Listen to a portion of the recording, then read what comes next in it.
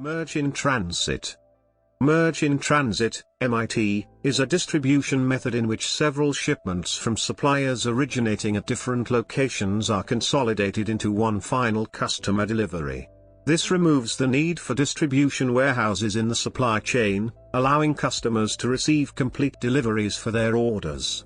Under a merge-in-transit system, merge points replace distribution warehouse. In today's global market, merge-in-transit is progressively being used in telecommunications and electronic industries. These industries are usually dynamic and flexible, in which products have been developed and changed rapidly. Purpose of merge-in-transit. Merge-in-transit allows company to assemble and transport goods simultaneously. It aims to remove the needs for distribution warehouse in the supply chain, targets at cutting down the amount of inventory stored in firm warehouses into zero, and allows customers to receive complete deliveries of their orders. Thus, transportation expenses can be lowered. From customer perspective, merge-in-transit provides value since it facilitates the delivery of a single and consolidated shipment rather than multiple smaller shipments. This also helps firms to reduce the overall inventory and process lean manufacturing. Methodologies of merge-in-transit. There are basically two ways of approaching merge-in-transit, either merging and forwarding or synchronization. Merge-in-transit depends on several factors, including the availability of multiple vendors for a customer, regularity of shipments to the customers, order size and the availability of a strategically located merge point. When these elements have been identified, a MIT operation can be created. Merging and forwarding.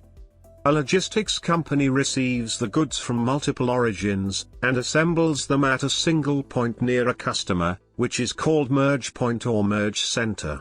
Shippers pick up separate shipments from several suppliers and deliver them to a location near their final destination, merge points, where a merge process is being undertaken. However, no colossal inventory is stored at these merge points.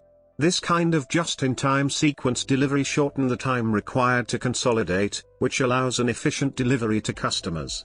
For example, a company bought electronic devices from 3 sources in Southwest Michigan.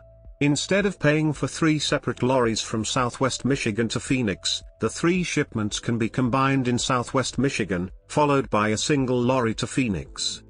Synchronization. Merge-in-transit can also be regarded as a synchronization of production, in which logistics and transportation operation prevents stocking of final products. Various shipments of goods will be delivered from multiple vendors, which they are all delivered to the customers at the same time. Synchronization is different from merging and forwarding, which the former neglects consolidation process. Advantages of merge-in-transit. Merge-in-transit has various advantages comparing to the traditional method, which includes the following. Increase in flexibility. Merge points can often be start up expeditiously and cheaply, depending on the type of merge-in-transit system. MIT system simplifies the receiving and deposit processes by eliminating various shipments and receipts, making it accessible for manufacturer and supplier to work together. Elimination of redundant transportation. The transportation time can be diminished as there are no double shipments of goods from the suppliers to the principal and the principal to the customer. Goods can be sent to the customer directly and instantly from the vendor to the customer, without the principal looking at the product. Reduction of inventory. The most direct benefit is the reduced inventory that used to sustain the system. Many organizations target cut their inventories to zero by the replacement of merge points, whereby they no longer require warehouses to store inventory. For example, Micron Technology does not store monitors or printers in their own warehouse. Curtail transportation and administration costs. Products are handled less frequently in merge-in-transit system due to the reduction of transportation and inventory. Receiving and storing are not required as the products do not actually go into inventory. Also, goods are delivered directly to the customer rather than the principal then to the customer. Even the locations of merge points are placed near the customer. Consequently, the transportation and inventory costs could be exceedingly low. Heightens supply chain visibility. Manufacturers can take advantages of point-of-sale data, forwarding the information decoupling points further back upstream and allowing deferment both in time and form. Hence, the orders and material flows are separated. These may further reduce uncertainty and cost of forecasting. Improved customer services. Merge-in-transit enables delivery to take place more rapidly, which aids the firms to generate the ability of improving customer service. Customers have the opportunity to choose among a wider variety of products and a larger pool of suppliers due to the withdrawal of inventory and the increased flexibility. The distributor may also provide better customer service by broadening its product assortment. Lower capital requirements. Merge-in-transit demands lesser capital investment as it does not need to store inventory in a warehouse. With regard of this, firms might spend fewer resources to deliver goods to the customer, which benefits small and medium firms with limited capital. Disadvantages of merge-in-transit. Merge-in-transit has several disadvantages over the traditional way, which includes the followings. Advanced information systems requirement. The merge-in-transit system necessitates with a considerable alteration and investment in information technology and innovation processes. These system and development do not come without corresponding investments, containing an escalation of costs that might be arduous to recover from firms' revenue. Rise in overall cost. Merge-in-transit system involves multiple loadings and unloading of consignments.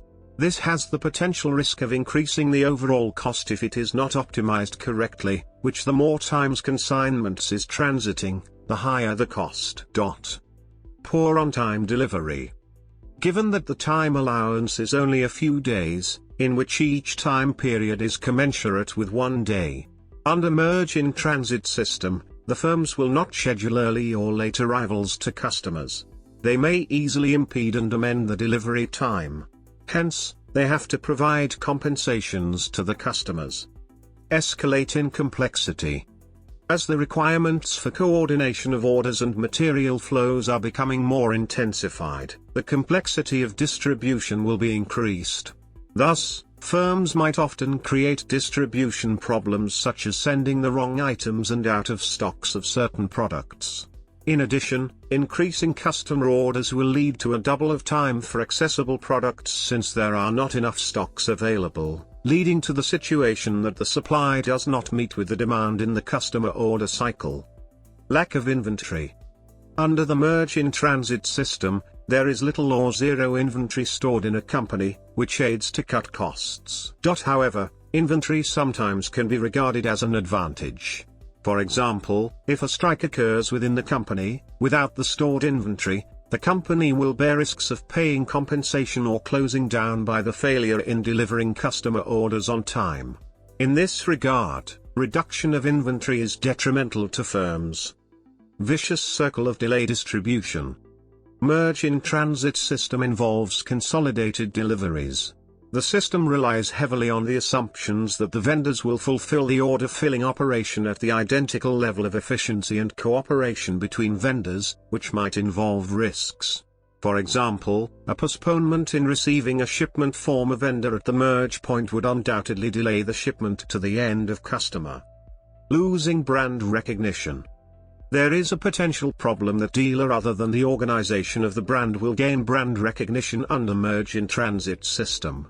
Unless the products has been consolidated properly in Outlook with other elements, there might be a risk that dealer might gain control of the customer for further sales. This is one of the main reasons that merge-in-transit component products gather commodities, rather than differentiated or customized products from the dealers. Common usage. Dell Computers, UPS Worldwide, Starbucks Coffees, Cisco System, FedEx and Micron are example of companies using merge-in-transit system. Dell Computer and UPS Worldwide. Dell is an American multinational computer technology organization. United Parcel Service, UPS, is the world's largest package delivery company and a provider of supply chain management solutions. Starbucks Coffee. Starbucks is an American coffee company. It is now the largest coffee house company in the world. Cisco Systems and FedEx.